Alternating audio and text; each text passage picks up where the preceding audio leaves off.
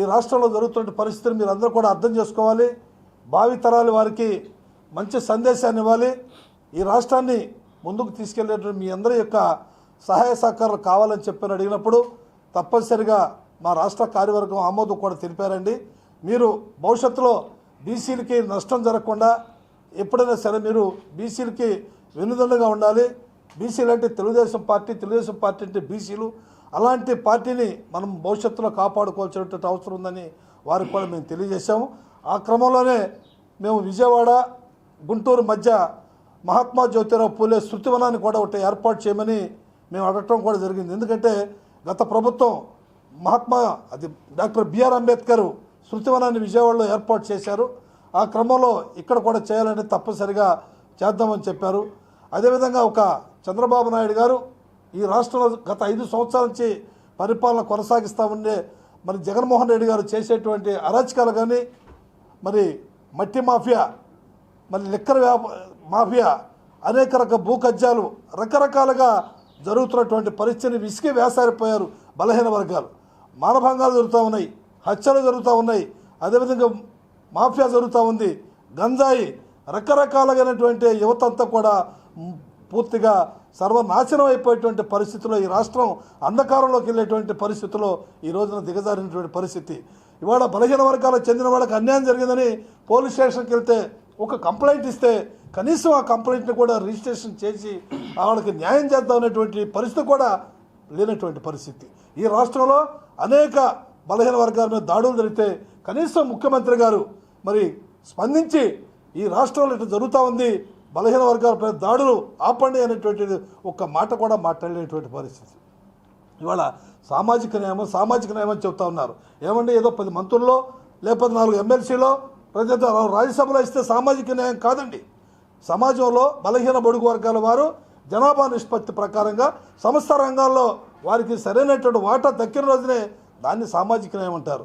నారాయణ గారిని మరి అత్యధికమైనటువంటి మెజార్టీతో నెల్లూరు ప్రజలు గెలిపించబోతా ఉన్నారు. రేపు మన క్యాబినెట్లో కూడా ఆయన మంత్రి కాబోతా ఉన్నారు. దీన్ని ఈ నెల్లూరు ప్రజలు చేసుకున్నటువంటి పూర్వ సంస్కృతం అని చెప్పి నేను చెప్తా ఉన్నాను. ఎందుకంటే ఇవాళ పార్టీ లేదు, కులం లేదు, మతం లేదు. ఇవాళ అందరూ కూడా కలిసికట్టుగా ఈ యొక్క రాష్ట్రాన్ని కాపాడుకోవాలి. అదేవిధంగా నారాయణ గారిని ఈ నెల్లూరు శాసనసభ్యుడిగా మనం చేసుకున్న రోజున నెల్లూరు ప్రజలందరూ కూడా మంచి సుఖశాంతులతో ఉంటారు.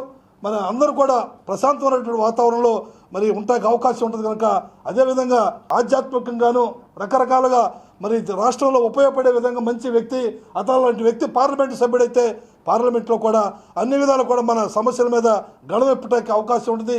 అలాంటి వ్యక్తిని కూడా మనం గెలిపించుకోవాలి. అదేవిధంగా నెల్లూరు జిల్లాలో మరి గత 7 సీట్లు 8 సీట్లు ఉన్నాయి ఈ పార్లమెంటు పరిధిలో. అందరినీ కావూరి చంద్రమోహన్ రెడ్డి గారు ఇంకా చాలామంది వ్యక్తులు మరి వాళ్ళందరినీ కూడా అత్యధికమైనటువంటి మెజార్టీతో మనం గెలిపించుకుంటే భవిష్యత్తులో మంచి పరిపాలన అవటానికి అవకాశం ఉంది. ఎన్డీఏ కూటమిని అభ్యర్థుల్ని అత్యధికమైన మెజార్టీతో గెలిపించాలని చెప్పని రాష్ట్ర అధ్యక్షుడిగా మీ అందరికీ చేతులెత్తి నమస్కరిస్తూ మరి ఎన్డీఏ ప్రభుత్వాన్ని ఏర్పాటు చేసే దిశగా ఇక్కడ చంద్రబాబు నాయుడు ముఖ్యమంత్రిగా అయ్యే దిశగా మనందరం అడుగులు వేయాలని చెప్పని మరి మీ అందరికీ కూడా విజ్ఞప్తి చేస్తూ మీ అందరికీ కూడా నమస్కారం చెప్తూ సెలవు తీసుకుంటున్నాను. వాళ్ళు ఈరోజు తెలుగుదేశం పార్టీకి అండగా సపోర్ట్ చేసినందుకు ప్రత్యేకంగా వాళ్ళందరికీ ధన్యవాదాలు తెలియజేస్తున్నాను. ఎందుకంటే తెలుగుదేశం అంటే బీసీలు అంటే తెలుగుదేశం అంటే బీసీలు. ఆ రోజు ఎన్టీ రామారావు గారి నుంచి ఈరోజు చంద్రబాబు నాయుడు వరకు బీసీలకి అత్యధిక ప్రాధాన్యత ఇస్తూ వచ్చారు. ఈ రాష్ట్రంలో ఎలా పరిపాలన జరుగుతుందో ప్రతి ఒక్కరూ తెలుసు. ఇప్పుడు ప్రజా పరిపాలన లేదు. ప్రజల చేత ఎన్నుకునబడిన వాళ్ళు ప్రజలకి ఏదైతే అవసరమో దాని ప్రకారం చేయాలి. కానీ ఈరోజు రాష్ట్రంలో ప్రజా పరిపాలన లేదు. ఒకే పరిపాలన, అరాచక పరిపాలన. ఎప్పుడు ఎవరిని అరెస్ట్ చేస్తామా, ఎవరిళ్ళు కూడగొడతామా, ఎవరి లైసెన్సులు క్యాన్సిల్ చేస్తామా, ఎవరిని తీసుకుపోయి జైల్లో పెడతామా, ఇది తప్పితే ఈరోజు పరిపాలన ఎక్కడా లేదు. పరిపాలన అంటే పేదలు నిరుపేదలు ఎవరైతే ఉన్నారో వాళ్ళకి కొంత సంక్షేమాలు ఇచ్చి చేతినివ్వాలి. మీ రాష్ట్రానికి ఇండస్ట్రీస్ కావాలంటే మీ రాష్ట్రంలో లా అండ్ ఆర్డర్ ఎలా ఉంది అంటే ప్రశాంతంగా వాతావరణం ఉందా, లాంటి అలజడులు రచ్చలు అరెస్టులు ఉన్నాయా? First question. రెండో క్వశ్చన్, కేంద్రంతో మీ సంబంధాలు ఎలా ఉన్నాయి? 2 ప్రశ్నలు. మనం వాటర్ ఇస్తామంటున్నాం, రోడ్లు వేస్తామంటున్నాం, ఎలక్ట్రిసిటీ రేట్ తగ్గించిస్తామంటున్నాం, ల్యాండ్ అన్ని ఇస్తామన్నా వాళ్ళు అడిగేది రెండే, లా అండ్ ఆర్డర్. కానీ ఈరోజు ఈ రాష్ట్రంలో లా అండ్ ఆర్డర్ లేదు. ప్రతి 175 కాన్స్టిట్యున్సీలో అరెస్టులు, జైల్లో పెట్టాలి, ఇది తప్పితే ఏం లేదు. అలాంటి పరిపాలన అయిపోయింది. ఈరోజు ఖచ్చితంగా ఈ రాష్ట్రంలో మారాలి, వైఎస్ఆర్సీపీ మారాలని ప్రజలు నిర్ణయానికి వచ్చారు.